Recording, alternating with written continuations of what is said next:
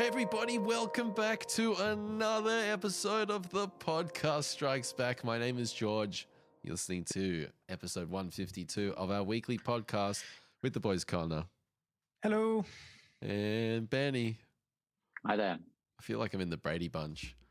Folks, I actually, on our last episode, I didn't mention apologies for being late. So, hey, I'm retroactively inserting this into the previous episode, and subsequently us publishing the episode on Saturday instead of our usual, Tuesday, Wednesday slot. A lot of news has dried up. We've covered a lot of things, and whilst I was pretty complimentary on the volume of stories we had on the last episode, I cannot say the same thing for this one. So it's going to be pretty light. We're getting into a movie book club, though, episode 3 later on, which was my pick this week, which I'm super excited to talk about. Awesome time. But before we get into movie book club, let's catch up on what everyone's been watching. Benny, tell us, my friend, what's been on your television? And not to throw you under the bus there, Georgie, but I think you introduced the last episode as 152 as well. I did. So I think did, and as I was uploading it, I was like, I really fucked that up. Well, thankfully, no one's called in and giving us shit for it. You know, the Mighty Boosh, they wanted to do, when they were doing season 3, they wanted to call it season 4, and just like completely miss 3 and just like never explain it, just becomes part of the mythos. So maybe we can do something with that. Episode 151, Lost in the Archives. Thanks for pointing out my errors in my ways, Benny. That's why I keep you around. Transparency. I get annoyed when I'm listening to a podcast or something and no one calls people out on stuff, because then I'm like, oh, these guys don't even get it. Yeah, they don't even care. We're fucking realists, man. We're paying attention. Yeah, that's it. So I forgot to mention a thing I watched last week, which I very enthusiastically wanted to talk about.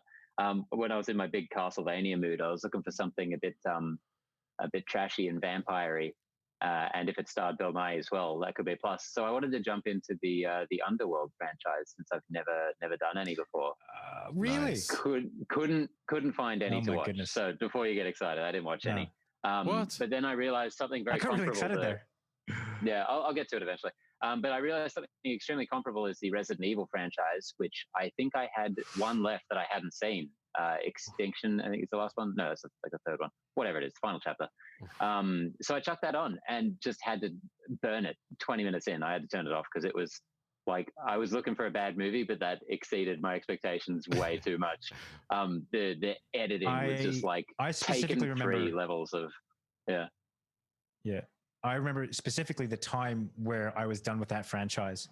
And like it was a while ago, right? And I remember like watching. It was I think it was a scene where she was flying a plane, and then she was like up north, and she had to go into a facility or something like that. And I remember me and my brother were watching it. So this would have been 5 or 10 years ago, whenever they came out, and just like we were not ones to turn off films, right? Like it would have to be shockingly like I don't think I can ever remember not watching a film as a kid because it was bad, and we both were like, oh, we're done, we can't do this is like even for us this is bad. Like I wish I could remember which one it was, but it was What's that W.S. Anderson on that one, Benny? The last one? Yeah, the one you just watching. I have no idea. I wanted to expunge it from my mind completely. Right. But it's because I went through the entire franchise in one go a couple of years back, as much as there was of it. And I kind of enjoyed it for the stupid ride it was. But this one was just from like on a technical level, just really difficult to actually sit and watch. What was the opening scene? Can you remember it? Of the new one? The one that because the new one is the final chapter. The latest one. Yeah. So the only thing I can remember right now is a giant bat zombie thing that she fights in a car, which, yeah, whatever. Fuck it. Point is, I turned this movie off very thankfully. And in the recommended movies, in a similar vein, I saw something that I thought, fuck it, why not put on, which is Alex Proyas's Gods of Egypt. Oh, you mentioned that you watched this. Yes. Now, I remember this movie coming out in cinemas and disappearing like 2 days later. This is, of course, the crazy high fantasy, almost sci-fi Gerard Butler starring just bizarre, terrible film. I enjoyed watching it so much. It's one of the best terrible movies I've seen in many years, and I would love to revisit it with you guys. Correct me if I'm wrong, George, but Dane Hallett, who we recently had on the podcast, he did some work on that, didn't he? Yep. Yeah, and I remember I've watched a couple of scenes out of that film, and I remember thinking, on a concept level, this is fucking dope. This is really so much fun to work on. Like, it's this is so really insane. up my alley. Yeah, like all the gods, all the gods of Egypt, they live among the mortals, except they're like 12 feet tall, and they all turn into like Power Rangers esque mechanized animal humanoid versions of themselves. It's just so laughable at every corner. Nikolai Coster-Waldau is kind of the main character from Game of Thrones. Brian, who's the Aussie guy? The Osiris Jeffrey Rush. Yeah, Jeffrey Rush in it as well. They had some pretty heavy hitters. Brian Brown, Australia's own Brian Brown, plays one of the Egyptian gods as well. It's amazing because Alex Proyas, of course, is Australian. He directed Dark City and The Crow. Knowing he's a pretty interesting director, so I did want to check this out for that as well. But this feels willfully like a terrible, stupid movie. I'll give it that. Yeah, this one was one in the cinema that I wanted to scratch my eyeballs out. You actually went to see this in the cinema? Yeah. Me and Ash went to see it. Did you have any, like, did you find anything about it entertaining? No. And it was in that era of like the post 300 wave that I felt like went on for surely far it's after that. too long. And that includes like Immortals. Wasn't there one called Immortals? And there was and I will Clash admit to actually enjoying Immortals more than I should have. Well, I mean, if the shoe fits. I know, but I mean, I make no excuses about. But like it just got a bit exhausting for me. Clash of the Titans was an exception in that I enjoyed that movie so much because it was so bad. Would you put it on again though? Oh, I haven't watched it since I watched it in the theater. In fact, I remember the day I watched it. That doesn't mean anything, George. Exactly. What do you mean? Yeah, what do you mean exactly? It means like don't revisit that shit. Don't revisit that. I think I might have even watched it with you, Ben, because it was like a staff screening. Staff screening, yeah. I remember I could not stop laughing. I was sitting right behind you guys. Yeah, I remember laughing so much during that film. If you like that, Connor, I'd recommend this one because I think it's very much in a similar vein. Like, you realize what kind of movie you're watching with other people, though. That's the important thing. I didn't. I was drinking though, so I would never watch, Clash of the Titans again if I wasn't with other people. Like, that's something that I used to love doing that with old horror films. Me and my mates, like Tristan and that would go and we'd put on an old horror film that just is not scary anymore, and we'd watch it and we'd rip the shit out of it, and it was great fun. And likewise, I would love to do that with something like Gods of Egypt. Like, I'd watch it with you guys in a heartbeat. I'd love to chuck this on. We should do a commentary sometime. Know exactly what kind of movie you're watching when early on you see, I think, Jeffrey Rush's like spaceship dragging the sun across this giant flat Earth. It's just so insane. How fucking good. And in a very different vein, I watched with some first timers last night a favorite movie of mine that I love even more every time I watch it. Mike Flanagan's Gerald's Game, the Netflix film based on the Stephen King story. Killer film. Yeah, like I said, I swear to God, every time I watch this, I just love it more, and it becomes one of my all-time favorites. It just edges closer to that.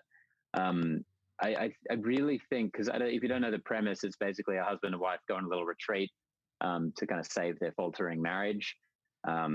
They want to have some kinky sex, so she gets handcuffed to the bed, and he has a heart attack and dies.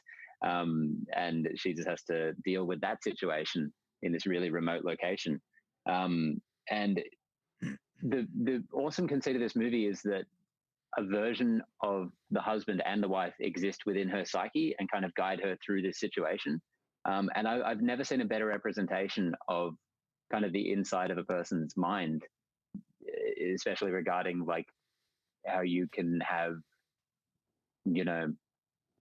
versions of other people in your own mind that are, of course, restricted to your knowledge and your brain, but retain their own personality. I think it's just a masterstroke.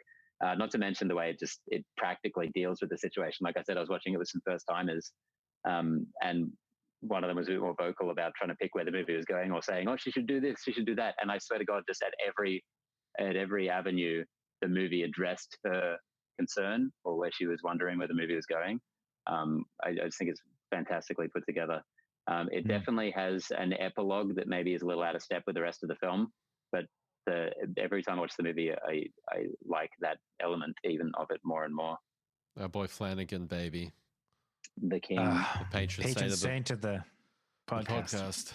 That's it. And speaking of which, he's just been announced to be directing another Stephen King adaptation, or writing a Stephen King adaptation called The Revival, with an option to direct. Did you read the synopsis of this one, Georgie? No, I didn't. I was actually just looking that up because I thought we should bring that up today, because I know you messaged me the other day with that. Yeah, one of the I can't remember the entire thing, but it said it gets a bit like Lovecrafty, and I really hope he directs this one too, because I think he's pretty much done the two best Stephen King adaptations. What would you guys recommend as the best Lovecraftian film out there? Or actually, you know what? Have a think about it and then get back to it. Because we don't have a question of the week. We don't have a question of the week this week. So, have a think about it. Because I'm just going to say right up, I don't have an answer. I'm asking you. So let's have that one as the question of the week. How good. Nice. What about you, Georgie? What did you watch this week? I have been going on with The Last Dance, the Netflix Michael Jordan documentary, and I actually hit up my buddy today, who actually names the podcast, my boy Matt, who I used to work with at Rode Microphones. He's a massive basketball fan. I was just like, yo, dude, what is your take on this? Like, is this like well put together? Because I'm just coming in from a complete ignorant. I don't know, and I'm very much not in touch with what's going on with the NBA. And he said, what was interesting is what he said is that LeBron James, who currently plays the LA Lakers, is currently smashing. I love how Benny does that. He puts his head down. I can't listen to more basketball talk. I can't do it. LeBron James is about to beat a few of Jordan's long-standing records, right? And this was there's some rumors flying around the NBA community, evidently, that are like Michael Jordan sort of like putting this out as a sort of like, yo, I'm still number one, baby. Don't you forget about it. So that was something that I didn't even come across my radar. And, whether it's true or not, that's a whole other thing. But something adds to the narrative in a way. Yeah. And I mean, that's even if you're not someone that knows anything about basketball, the comparisons between like LeBron James and Michael Jordan. It's like those are kind of names that transcend a particular sport. Like you usually know, Phelps. Tiger Woods, Do not underestimate my ignorance when it comes to sport, Connor. Do you know those people that I've just mentioned? I know the names. I couldn't tell you a single thing about them. I bet LeBron James is pretty tall, right? Did I get that right? What does Tiger Woods do? What is he famous for? Apart from cheats on his wife. Apart from cheating on his wife. There we go. Ding, ding, ding. Got it in one. All in one, as you. But you know what's interesting? I mean, they are the names that regardless of knowing anything about the sport. But the one of the most interesting things about this documentary, I think, is the willingness. Well, this guy is a ringleader, right, in this team. Like, he calls out his teammates. He's in their face. Like, he's very competitive, and something that I've just never really had. I've never really had that real, like, give somebody a shove, give your teammate a shove, and be like, come on, let's go. Like, I've always been kind of like, let's kind of make the crowd happy and let's let everyone get along, But Michael Jordan's like, I have a vision for this, and he executes that vision. And if somebody's not up to task, he's going to call you out. And these players, upon reflecting on it, they say at the time they thought he was an ass, but really they, and they're, reflecting on it 20 years later or whatever, that was so critical to their success, to have that driving force. And there's a lot of interesting elements to this documentary that I'm really enjoying. So he's just Georgie, I don't want to alarm you, but there appears to be someone in your house. Yeah, Wandering around in the background. Just the axe murderer, man. Don't worry about it. Yeah. I went and closed off the rest of mine. Yeah. A chainsaw and hockey mask. Ah! Colin, what you been watching, bro? I finally, sorry, Ben. I finally watched some sport. UFC came back. Oh, good. UFC. All I will say is that it is truly bizarre to watch that go down with no crowd. It's awesome. I love it. How funny was it, man? Like, how funny was it how Hardy was like, he heard Cormier say, check the leg kicks, and then he started checking the leg kicks. I did love like the announcers were actually like, we might need to whisper because they can actually hear what we're saying. And we can't give them advice. So added just this whole new dynamic, to the It was wild. And honestly, the fights that I did see were wild. I'm disappointed that Cerrone lost. I mean, he's the darling. I mean, yeah. But I gotta say, the Ngannou fight, watching him just swing bombs, I was like, if I got hit by that dude, one hit, I'm dead. I'm dead. One hit, but dead. it was like there was no particular, like at one point you could just tell he was just like, fuck it, I'm going to take my fist and just swing it wildly, and if it connects with you, you're dude dead. And his muscles are so tense and he's just doing this, and I'm like, what? That guy's a living weapon. Honestly, watching Ferguson take that much punishment, I was a mix of amazed that he just was going forward and kind of and shocked that no one had called it earlier. It's the only stoppage that I've seen while someone's like still standing up, and I'm like, yeah. And Gaethje was so impressive, like from being the real explosive wild man that he is. I was like, wow, he's super composed. There's like 5 or 6 times in that last round, and he kept saying, this is going to end in 3 rounds. I'm going to gas out. And he didn't. He did the exact opposite. And I wonder if that was gamesmanship. Who knows? But it was a great event. And interesting to see them pivot. And Benny, here's the thing that'll interest you. It's kind of like, like Mortal Kombat or some shit. But they're doing this thing called Fight Island. So like, that's pretty hilarious, right? It's like something out like of Dead or Alive or something. Yeah, still like, sorry. Yeah, okay. Yeah, well, we tried. So I watched that. You try every week. What are you talking about? Yeah. I also watched, I didn't get much through it, but that's just because I didn't have time. I watched Vampire Hunter D off the recommendation of Ben. Like I said, I'm not too much into it, but I did want to mention that, as an animation, it's pretty spectacular. It's fucking stunning. Right? I love going back to like 80s, 90s animation. It's on another level, eh? And just you look, it's different than the animation you get now. I don't like it when people rail on about Pixar and how their animation kind of, they try and pass it off that it's not artistic or something like that. I'm like, I don't particularly like that, but I do like diversity in animation. Pixar has a look. Pixar has a look and a feel, and they stay within that sandbox. Yeah. And I can understand some more artistic. Well, I can understand some more maybe artistic or creative people who maybe want something more out of their art or entertainment, being like, hey, they're the safe players in this. So I can kind of see where people come from there, but you're right. It's more complicated than that. I think it's just more about like, I all for personal taste. But I just love having a great array and like a diversity. And in terms of this style of animation, it's up there. It kind of gave me callbacks to Secret of Nim, which is one of my all-time favorite animated films. It's a lot. It's just because Vampire Hunter D for fans of Secret of Nim. I mean, Secret of Nim's pretty dark. At least for a kid's film. Not so much compared to Vampire Hunter D. Yeah, probably not. No. But I gotta say, like, I was quite surprised. It took me a while. I was trying to figure out where the influences were coming from, because this was in what, 1983? No, the book is from 1983 and the movie's from 1998, I think. Yeah, there was a movie in 85 or 83 or something. Okay, yeah. But I was like, all right, so the artistic style is really reminiscent of Castlevania.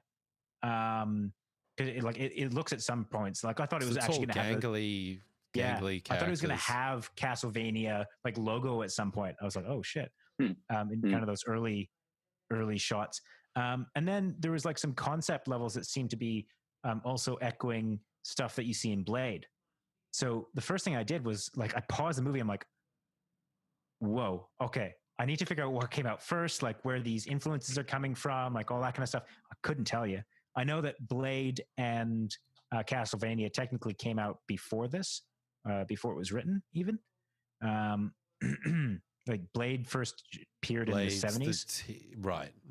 I thought you meant. But in the concept of like the main character is is like half vampire, half human, and he's a vampire hunter. I was like, okay, well that sounds like that's straight up Blade.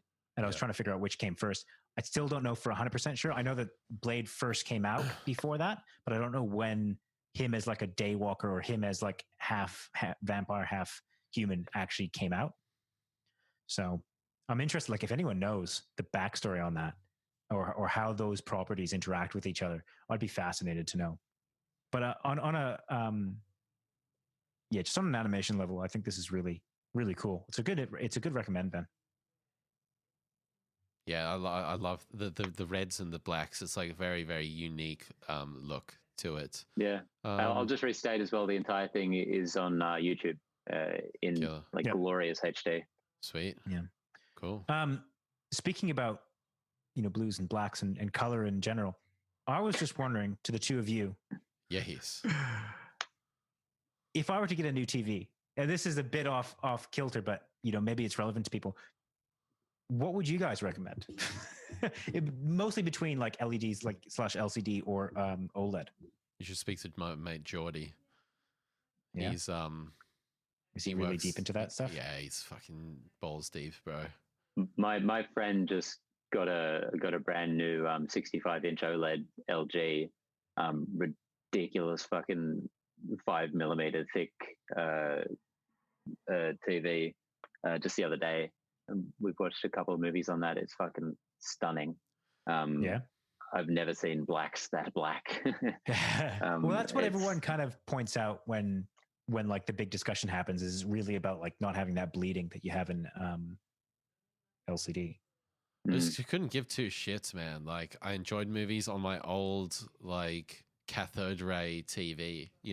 Geordie comes over to my place and he looks at my Hisense and he's like, "You peasant. This is a piece of shit." He gives me so much shit about my TV, so and I'm like, I love my TV. I love my TV. Ever hear you talk about film versus digital again? I don't. I love David Fincher. I love Chris Nolan. I love them both. I've heard both of you talk about like the color and the contrast on a difference between. There is a difference between the mediums and digital. I'm sorry, like I'm stating facts. That's what I'm asking about the TVs. So when it comes to TVs, generally, I'm like you, Georgie. I don't really care. I'm always happy to buy cheaper brands. When it comes to TVs, I was just thinking about this today. It's kind of like the one thing I will always go like straight to Sony or LG or Samsung, because I really want to get the highest end of that shit there is. And just looking at my mate's new TV, I'm sitting next to a like 55-inch Samsung right now, and I'm like, I want to get something new. I want to get another thing. I've moved that to the foot of my bed now. I want to get a like proper fucking 75 inch. What's the price difference between OLED and all this? At the moment, it's pretty steep. From what I've OLED's the most expensive? Yeah. Right. One of the things I was seeing is that like OLED is a newer technology and that, but there's more advancements happening in LED. So I think OLED will become more commonplace once it's cheaper to produce and or maybe the other way around. I'm not sure, but yeah. So I just wanted to see if you guys had an opinion, and if anyone out there has an opinion, let us know. Let us in the comments. Come on, sharing is caring, people. This is where we're at now. Cool. All right. Should we get to the question of the week? Well, there is no news. Actually, I can mention a bit of news. It's maybe not terribly relevant, but we'll see what you guys think. Just about, we've talked about AMC and the state of movie theaters in general. There's a bit of a rumor going around that Amazon might be looking to acquire AMC. We've talked previously about the potential of Disney as a creator owning those channels and the potential dangers around that. Do you guys feel the same with Amazon? Does that concern you guys? Is that, do you think that's good? It sounds horrible. I mean, as if Amazon needs to own more things. AMC is, of course, potentially facing bankruptcy at the moment, so it seems like something that could definitely go ahead. But not having done any research into it, really, just in a very general sense, it just sounds bad. Yeah, I think it's an interesting move from Amazon. They've definitely tried to, Manchester by the Sea was their first real swing for the fences, and it did really well. And Amazon Prime has definitely set itself up to be a legitimate, streaming service. When previously Amazon, I like Amazon Prime. Didn't I had no brand association there, so they've done a good job there. Is it one step too far to be acquiring a movie chain theater? Amazon are so cutting edge. They've always been fucking 10 steps ahead of the pack since the 90s. Bezos, he's had a vision, and like going to the old world, like it's an interesting acquisition. I'm not sure if I fully see it on the initial sort of inspection, but maybe it does make sense. Maybe they can distribute their content more effectively. And they can scale up and become even more of a powerhouse in terms of content production. I'm not sure. Yeah, I think it's really interesting. And I like your point about like grabbing some antiquated, it's not quite antiquated yet, but let's get there, kind of form of distribution. And, they've done it with the grocers, which makes sense. Amazon, at least. They don't have a competing product for that. This they kind of do, I suppose. It'll be interesting. It worries me in the sense that of them owning that rather large distribution pipe and what that could mean for other companies that want to do that. As much as we talk about streaming and how much we love streaming, I really do think that theaters have their place. And I'd be sad to see them, kind of lose out or not be able to provide their services to the public. Kind of tangentially related, Tenet and Mulan are both still set for July releases at this point. Tenet might be looking at making a decision to push this week. But America is kind of bit by bit reopening a lot of services. I think some cinemas are going to be soon.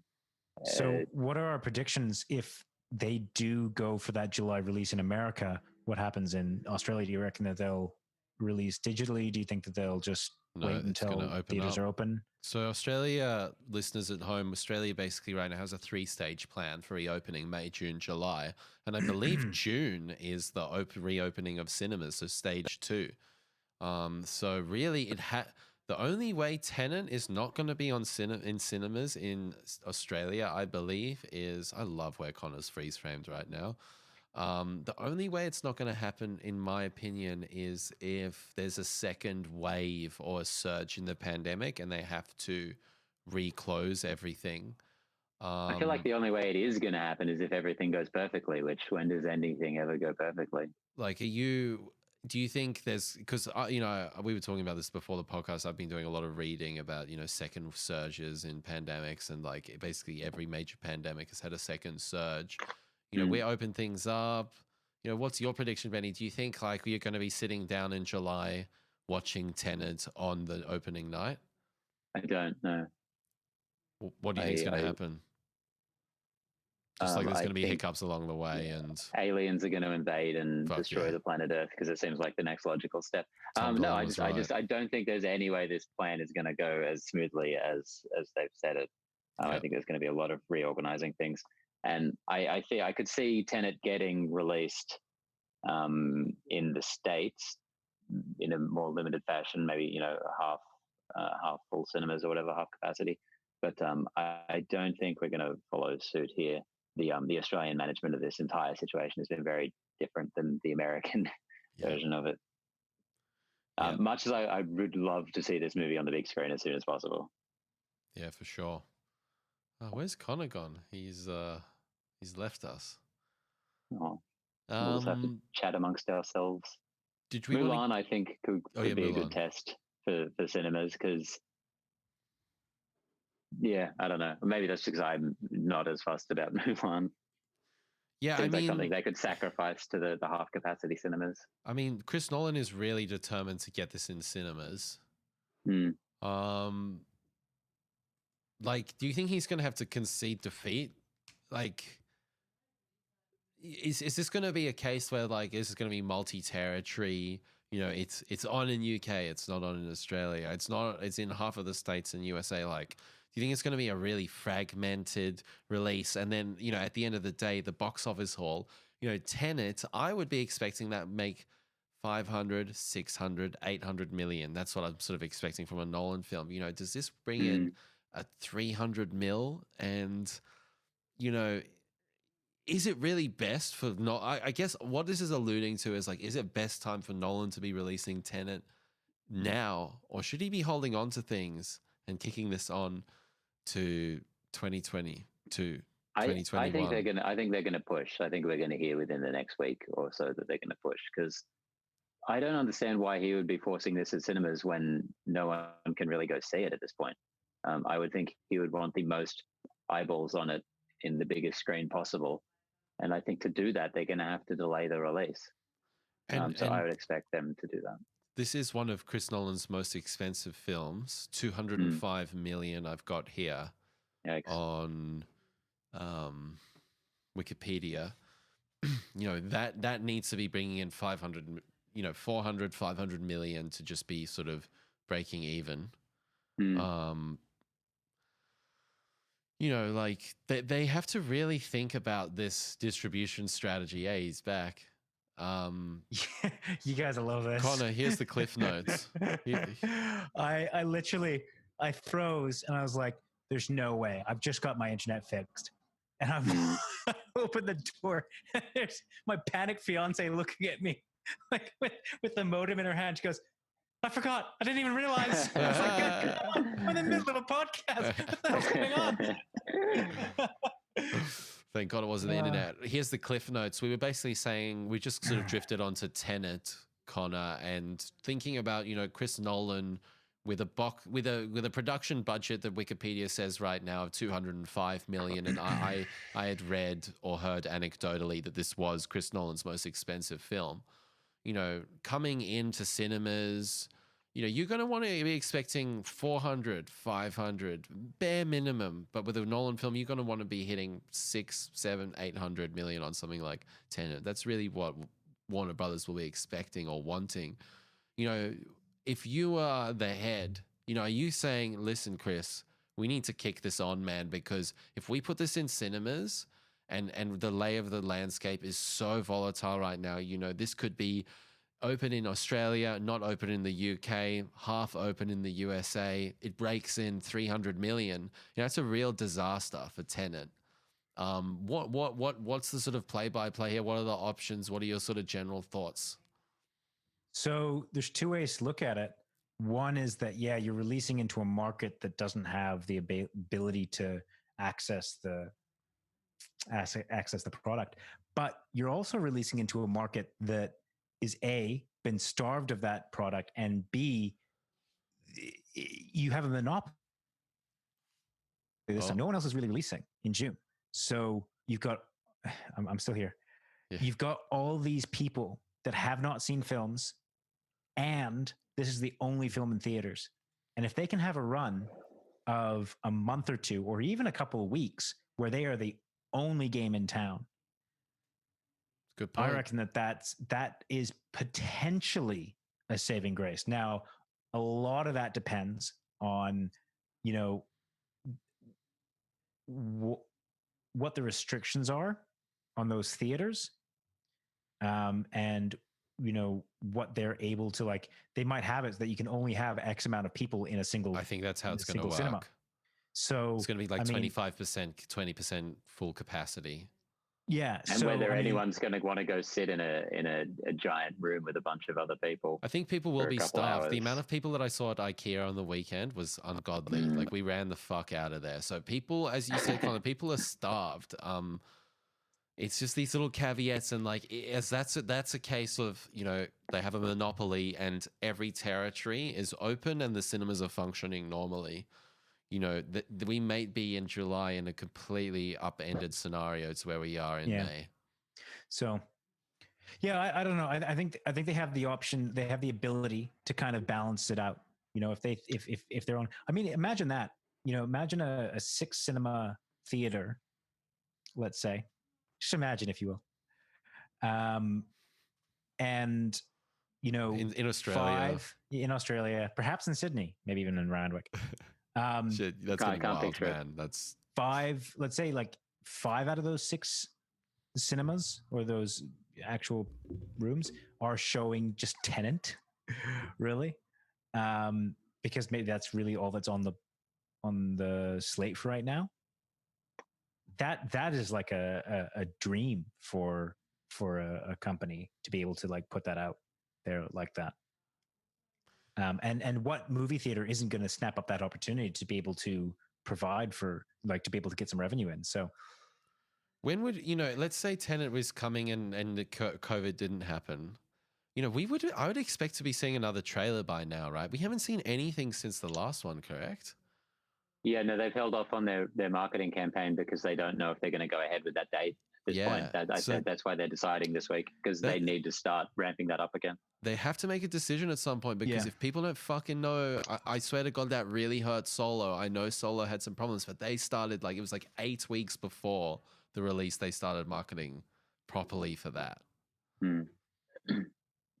Anyway, interesting stuff. Yeah. Interesting stuff, fellas. Look, they need to make a decision. They need to if they are going to go ahead with July, they need to either shit or get off the pot and then start putting out some marketing. And I totally forgot that Ludwig Göransson, who's done The Mandalorian and Black Panther, a whole heap of stuff, is doing this. So that is just going to be sick. Cannot wait for that. All right, let's move into question of the week. Connor, you had a question earlier. What's the best Lovecraftian film? This one's a tough one. I'm actually just Googling it because a lot of these films I haven't seen. But really the first one that came off the top of my came to the top of my mind was Underwater, which was earlier this year. And I know it's maybe a bit of a spoiler, but like what happens at the end is I wouldn't say any more, Georgie. Awesome. Except that's a sick movie. I enjoyed seeing that so much. Yeah, killer. That's the recent one with Kristen Stewart. Yeah, killer film. Yeah. Not getting I'm sad it'll not be I asked indie... because I love that style.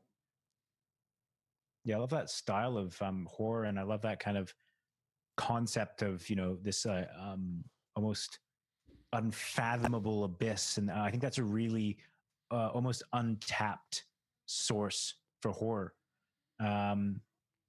Just because maybe I'm just not looking in the right places. The existential horror. Masters of Horror, Benny, the one that you gifted me all those years ago, which is just such one of the best kits I ever got. They've got a number of Lovecrafts. Yeah, love you, bro.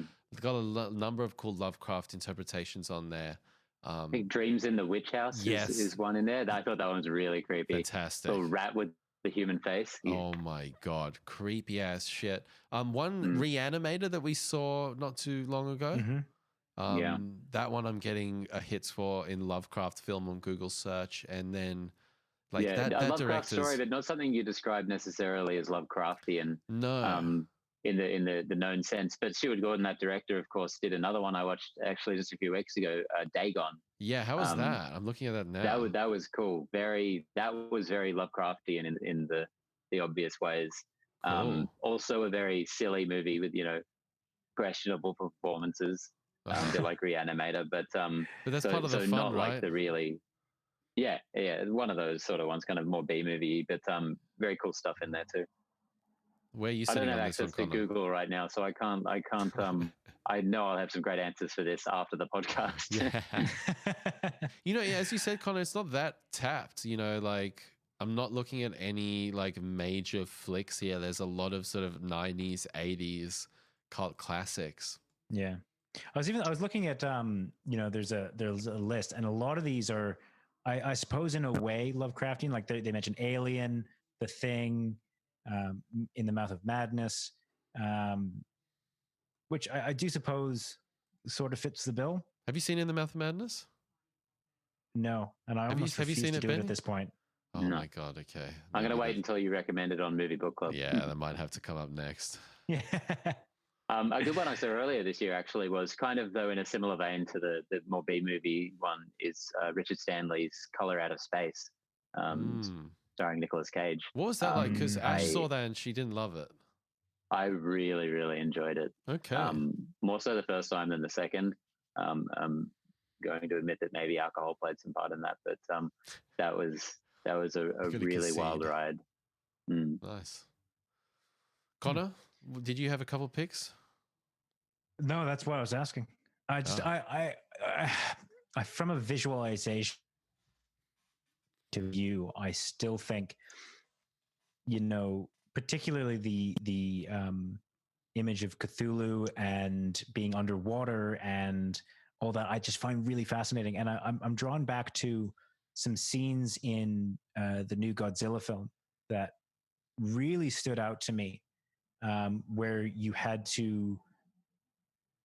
were kind of given this context of something that is so much larger than yourself, and that felt Lovecraftian. That when he in his like lava lair underwater, or when they just see him swimming towards them, just this idea of something big in water and or bigger than you are. It's just Connor, when we were busting out that giant fuck off TV the other day, I was looking for something to test on it, and I saw Godzilla King of the Monsters on Netflix. I'm like, I'm going to skip to a couple of key scenes in this because a giant TV deserves something like King Ghidorah shooting lightning all over the world. That's on a cool scene, and that delivered. Yeah, I'll bet. Great question, folks. Hit us up with a question for next week. We'd love to hear from you. Let's finish off this week's episode with Movie Book Club episode 3, brought to you by your boy George. American Psycho here. I chose this one because, I think the last two picks that you guys had were in that thriller, mystery kind of vibe, and I've just kind of really been enjoying the mood we've been setting so far. So I thought I'd continue that on with a film that I've wanted to chuck on for a number of years. And then also I saw this great Christian Bale video on YouTube that I'm in love with the guy. Let's be honest. He's an interesting guy. So the one of the really interesting things about this film,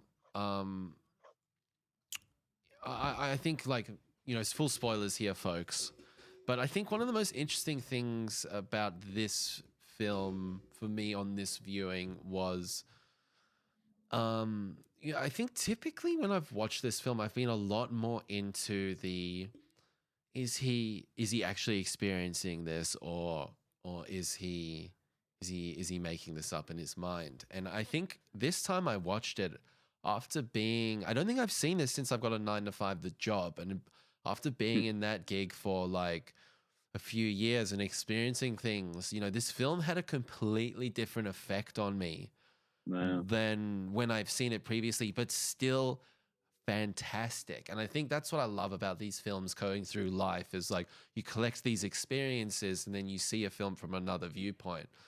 So that satirical element of the film was way more what I was latching on to than in the past, where I've been more like that Shutter Island, like figure it out, what's going on. And really that's not the point of the film. It's, and it kind of pretty much lays it out at the end in a way that, XYZ's going on. But that's sort of my top line takeaways. But Connor, you haven't seen this film before. What was it like? What were your expectations going in and all that kind of jazz? Yeah, look, this is one of those movies that's a bit dangerous because it's a classic and people kind of talk about it in the general lexicon and they talk about it in like it's part of the culture. And so there's always this kind of mystical air about watching one of these films if you haven't seen them, if you haven't grown up with them, or if you know, if you don't like them, you're a bad person. Just quickly, did you know going in that it was highly satirical and almost a comedy? Not really. No, because I had no idea when I first watched it many years ago. I didn't really know much about it at me. all. For a movie that is so, you know, and this is something I was going to mention, for a movie that is so embedded into the culture and the lexicon and just the way you know, Patrick Bateman is kind of a like if you're talking about a psychopath or a sociopath, it's Patrick Bateman. So I didn't really know what to expect, like just apart from that. I have to say, the more I watched this film, the more I enjoyed it. You know, it's one of those films that once you surpass the kind of, oh, this is a movie from like the 90s, or like this is a movie that was made several, you start to kind of get, you know, into the groove of the actual film. All that kind of falls away. You just, you know, you pay attention to the movie. I mean, what stands out for me was the performance by Christian Bale. I think he did just a fucking awesome job, you know, conveying that character. And yeah, and I kind of came out of it in the same way that I've come out from the last two films that we've reviewed for the book club, with you know, Prisoners and Burning, thinking quite a bit about the film. But yeah, I mean, ultimately, I quite enjoyed it. So I got to say, I watched this movie last year on the big screen, which was phenomenal, and then I just watched it again today. And I think not only has this movie aged wonderfully, I think the world that we live in has aged into this movie. I think this movie is so much more relevant than it ever could have possibly been. It's insane. The multiple mentions of Trump feel so prescient in this movie. It's wild, isn't he? I was this film was brought out in 2000, right? And I felt like I was watching a film made for 2020. Like especially the bit where he's going through his skincare treatment. I was like, wow, man, this is insane. Like the poignancy, the perceptiveness of this film. I was just getting such a kick out of it. And I think it's worth mentioning that this film is directed by Mary Harron. And I think that female perspective is actually quite an important component of the film. Definitely. So just for some backstory on the movie itself, I mean, of course, there was this hugely controversial giant novel by Bret Easton Ellis, American Psycho, that was so graphic in its depictions of his murders and his crimes that it was, you know, people couldn't handle it. They couldn't get through the actual book. And I was reading a good interview that actually came out like a month ago, the 20th anniversary or something of this film, with the director Mary Harron and the co-writer Guinevere Turner, about how they both read this book and certainly found the disturbing parts really hard to get through, but were of the same mind that they found the book kind of hilarious in how it was skewering this like male Wall Street culture, this weird society that where all these guys are acting the way that people would perceive teenage girls to be. You know, they're all incredibly vain and gossipy and competitive, and they just thought when they got onto the project that the way to take this was this complete evisceration of that culture. Yeah, and that's what's so and they do a good fascinating. job of it, right? Yeah.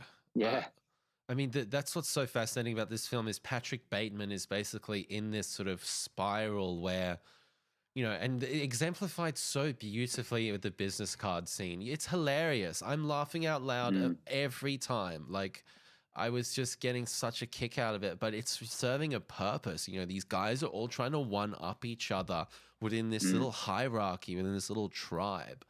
And you know, it's like this materialistic society. It's like, oh, I've got a house, I've got a car, I got this, I got that, and like the level of psychosis that Christian Bale's Patrick Bateman's going through, like he's not stable, he's not on top of things, and this dichotomy in his life, like it's I'm sort of talking around a lot of different themes here, but I just found like it really fit together quite nicely with what it was trying to say. Yeah, I love that, Georgie. The way it portrays this, you know, seeming like quite uniquely American, extremely shallow capitalistic world that is just a perfect breeding ground for this, you know, psychopathic, monstrous husk of a human. Because there's just all these people, none of them even know each other. People are constantly mistaking people for other people in this movie. They're all completely interchangeable, just suits. And it just gives rise to this Patrick Bateman creature. And I feel like I relate to Patrick Bateman in a lot of ways. Like, you know, the social anxiety he has. Do tell. Go ahead. You know, especially in Ashley, are you there? It's like one of the, like, I guess it's more so in the sort of social anxieties that he has and the scenes where he starts talking about music. Because I turned to my wife, Ash, as that was happening. I was like, I do this to you. I know I do this to you. And I'm sorry. Yeah, I think that there's so many ways that you can look at this film, which I always find really interesting. You know, being able to, I guess, analyze or interpret or view with these different viewpoints. I mean, one of the an interesting way to look at it is quite literally, in the sense of, like, you know, I have a personal interest in, you know, abnormal psychology and in particular psychopathy, and how that manifests in, you know, in both positive and negative ways. Like you find a lot of psychopaths or sociopaths that, you know, in high levels of industry or you know, in those kind of jobs, because you know, because they don't feel bad about being dicks. So I love looking at it from that kind of point of view, but I also love looking at it, this kind of societal critique, like almost, as you said, satire, that, you know, these people they don't really contribute. They're these vain, you know, they're just self-obsessed and kind of useless creatures that just kind of walk around and have dinner reservations. There's not a single point where any of them actually do any work. They just sit in their office and they twiddle their thumbs and they tell other people how important they are. And it's this, and like, this society is so rotten that, depending on how literally you take anything depicted in the film, towards the back end, it almost feels like his actions are being, like, willfully ignored by people or covered up because it doesn't matter, nobody cares. It's just easier to move on with all this shit. Yeah. It's it's horrific. You could do despicable evil and no one gives a flying fuck. I mean, if, like, there's no kind of, one of the scenes that I found really telling is when he's telling his fiance that it's over, and she's kind of like, you know, whatever, and he has to, like, get it across to her, and it's just this kind of, like, no one takes him seriously because there's nothing really him that stands out. And I mean, like I said, there's just so many ways that you can interpret that. There's so many, you know, facets. You know, is he, I mean, one of the more interesting ways that I was looking at it is he a psychopath or is he a sociopath? The main difference being one is born and the other is created, you know, through social circumstances. Like, so is he there because this is how he is, or is this world transforming him? And, you know, kind of creating this husk of a person. And that's something that I really, Yeah, and I don't think it quite comments on that, but it's an interesting point. It's interesting from an. Yeah, I think that's what I'm saying. Like, this is what I've brought to it. Yeah, like, this is something that totally. I was thinking about, and can be kind of gleamed. Like, any of them could have been psychopaths, really, or sociopaths. But from your guys' perspective, it's pretty. He says at the end he's had dinner with Jared Leto's character in the UK. Is it all sewn up in a nice little, package that he didn't commit any of the murders from your mind, or is there still a bit of gray area as to what exactly transpired? Because for me, I'm definitely in the camp where I like thinking that he didn't do anything and it's just these drawings and it's in his mind. Because it's just like he's a small little man, and he's, it's kind of adds to the character more, I think. But where did you guys sit on that ending, or how that all went down? I was kind of 50-50. I don't think that the scene that kind of confused me was the apartment when he goes into the guy that plays Jared Leto, or the character that's played by Jared Leto, his apartment, and it's obviously empty. Yeah. That kind of confused me. Also, the idea that he's getting away with these murders also kind of confused me. I was like, there's no way that he's doing this and no one has noticed. And I was initially, I kind of chucked that up to, artistic license. Just saying like, he did it. I don't know how, but he did it. Make sense. The part that I didn't like about that is that I'm not sure how much I like that it was in his head all along narrative, kind of like putting that little bow tie at the end of it. That didn't quite sit as well with me as I had initially thought. Yeah, I don't think I don't know how well this would hold up to any kind of scrutiny, but I definitely don't take any kind of definitive stance either way necessarily. It's almost more just about the mood and the theme of it than for me trying to unravel specifically exactly what happened to who and when and where. I know the director in this interview kind of said that she never really intended it to be, it was all in his head. She kind of admits that some of it is maybe more, he said in his mind to some degree, but it was never meant to be like a big reveal that it's like none of this happened, dun, dun, dun, which I think I probably sit kind of somewhere on that. Yeah. I kind of took it, at the end of the day, I took it more as like a satire or like a metaphor or however you want to put it. And that none of it was really meant to be taken literally. Like the whole point or the whole comment that she was making is that, like, about this character, and that, whether no one believing him was because he didn't do it, or no one believing him because of the I guess the believability of it, or that no one kind of gave this character any agency or anything like that. Either way, doesn't really make a difference to me. From that perspective, I don't like it in a literal sense of it's all in his head, but I don't mind it in the sense of like this whole thing is just it's just satire. It's just an analogy or metaphor.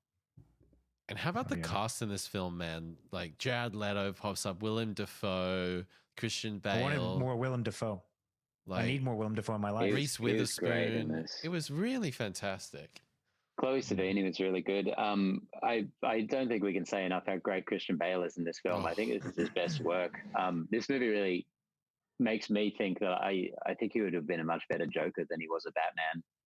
He's so manic in this movie and insane, and it's such a broad performance. And I think the movie really sells it. It really ties it all up. Good point. Like it's so goofy.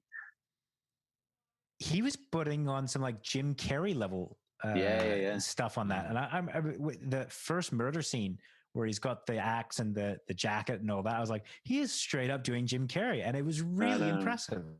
That was my first thought when I saw it many years ago. Yeah, and I just remember thinking like that's right, like it's good range, man, because he goes from incredibly, stone, like just nothing, to these wild extremes. And I loved that, you know,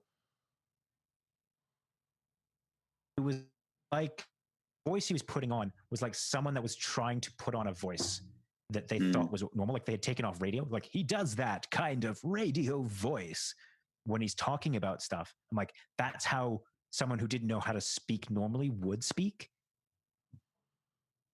His little speech at the end, his little voiceover that caps off the film, I think is such a phenomenal ending as well.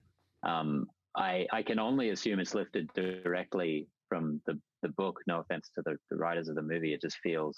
Well, it sounds like it should be, yeah. Prose, like, yeah, and it kind of makes me interested to read it, because this is like a 7-minute movie. The book is like 400 pages long, so they would have had to whittle it down a lot. But it's such a cool little way to end the movie. Just no catharsis, as he says, for anyone. Yep. Yeah. So you go. This movie got a D cinema score, which is always a good sign in my book. That means it's challenging to some degree and is not afraid to piss some people off. I was surprised to see it only had 69% on Rotten Tomatoes when I looked it up. So I think it was quite divisive when it came out, because I just have this in my mind now after having watched it so many times over the years. It's just this kind of classic, because I think this movie is getting better with age. Yeah. Look, completely agree. I think that if you come at it from the point of view that it's like, if you don't know that it's satire, if you're not looking at it through that lens, it can be quite jolting, because it's happening that don't really have a clear narrative flow. And so I get how people would watch this film and be kind of like, yeah, not bothered. You know, some people might look at this as some kind of like, not gore porn per se, but might miss some of the subtleties that I think are intended. And you know, I have a feeling that's where the divisiveness comes, and I can see how people would kind of not appreciate the craft as much. And because that's exactly what I was starting to think at the beginning of this film. Again, before I got into the vibe of it, before I really understood what it was trying to, I think it was trying to do, I felt like, okay, this is a bit clunky. This isn't really narratively satisfying. Like I was kind of waiting for the pin to drop. How interesting. I could say like this film just felt like effortless from front to back. Like, you know me, like an hour 40 or whatever it was. It's 8 o'clock and I've already watched the film. What kind of world am I living in? This is beautiful. You know, I just thought it was, and as you guys said, it kept me thinking afterwards. I wonder, I was thinking, and I'd like to do a bit more reading on the director here, because, you know, I'm not sure I can't quite put my finger on it, but I think there's more of a subtlety in this film. And I don't know, maybe I'm just overthinking the fact that it was directed by a female, but there seems to be in the treatment of the genders and the overall look, there seems to be something a bit more unique in this one. And you know, Mary Harron, it's like, it's a testament to how perceptive they were in obviously adapting this script and whatnot. But like, this feels like, as I said, I can't tell you how timeless this felt to me. Like when he's doing his face, I already brought this up, but I was just like, is this 2020? Like this would have been shot in 1999, or, you know, this script would have been written in 1997 or something, you know. Totally. That was so ahead of the curve. So ahead of the curve. Because a face regime like that for a man, like in the 90s, it was a joke if a guy used moisturizer on his hands, like in Seinfeld. And do you remember there used to be a term called metrosexual? That has been completely eradicated from society, because dudes look after themselves now. You know, that's just the way it goes. So there's just a lot in here. And I kind of just got this feeling like, I just love cinema, man. When those moments strike, I just love these pieces. Well, I think your point about the female perspective is very valid, very important to this movie. I think it really shines through in ways both kind of obvious and super subtle. But in this interview I read, Mary Harron described reading the book. She thought Bret Easton Ellis's the description of these men in this world was kind of a gay man's perspective on these guys, because the author is gay. And I think that was a really perceptive reading of the book and a great way to take the film. I really think that shines through. There was a small tackle of homosexuality in that I gotta say was both funny and poignant. I thought it was great. Funny in the sense of like just that complete reversal, like he starts kissing him, and like, but also poignant in the sense of like how disgusted Bateman was, like just like couldn't even process it. Like it was so well beyond his like level of control. Like the only thing to really stun Bateman, to really like put him off his homicidal rage was, you know, the prospect that someone might on by the whole thing, some other guy. I thought it was really, it was funny.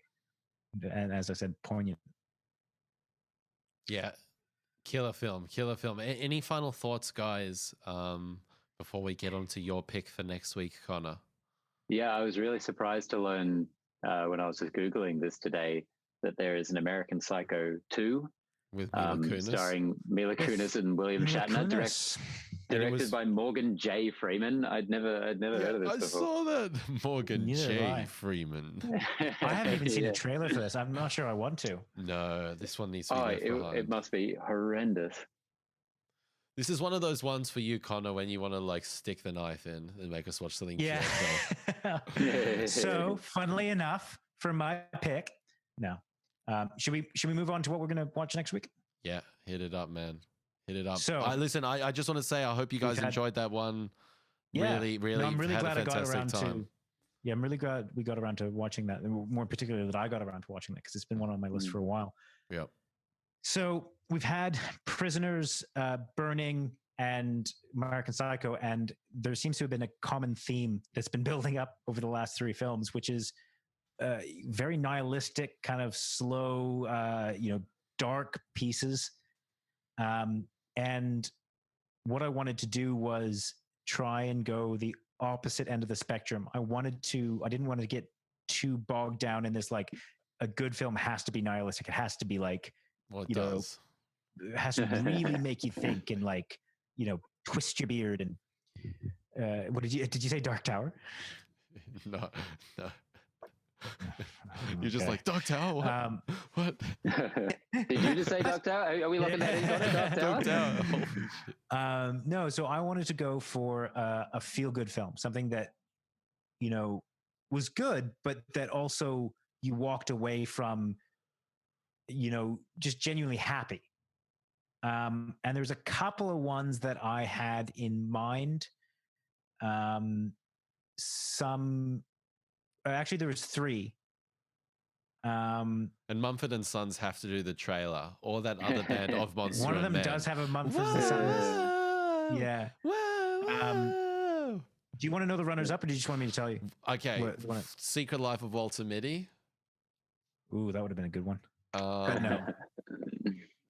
Some other crap like that. No, I'll tell you. All right, I'll just go through the runners up in the actual one. One of the runners up was a rom-com. It was Crazy Stupid Love, which to this day I still really love. The other one was The Birdcage.